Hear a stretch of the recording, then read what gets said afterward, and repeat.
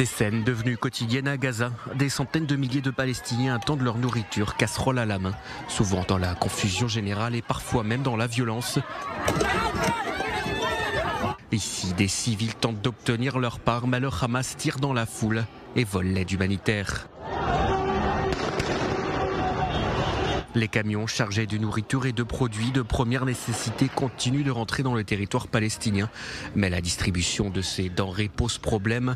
Le nouveau dispositif pour contourner le Hamas était censé commencer aujourd'hui, mais il a été reporté pour des raisons de logistique.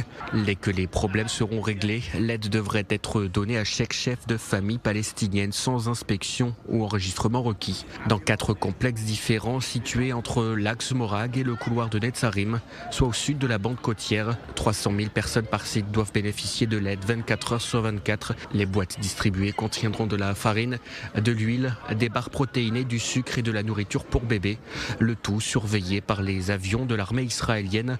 Au sol, une entreprise de sécurité américaine épaulée par des bénévoles d'organisations internationales.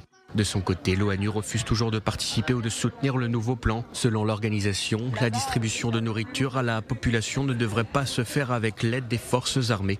Elle précise que d'après le droit international, la nourriture doit parvenir à la population et non l'inverse. Et le Hamas tente en permanence, semble-t-il, de mettre la main sur une partie de l'aide humanitaire. Il se serait accaparé aujourd'hui des cargaisons de 2 poids lourds chargés de vivres.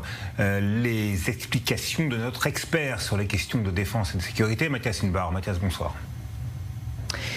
Pour l'instant, cet incident n'est pas commenté par l'armée israélienne, selon lequel il y a eu 2 camions qui sont arrivés en plein cœur de Gaza City, la ville de Gaza, et qui ont été dérobés par des hommes en armes, probablement des hommes du Hamas. Et le problème, c'est que les 2 chauffeurs restent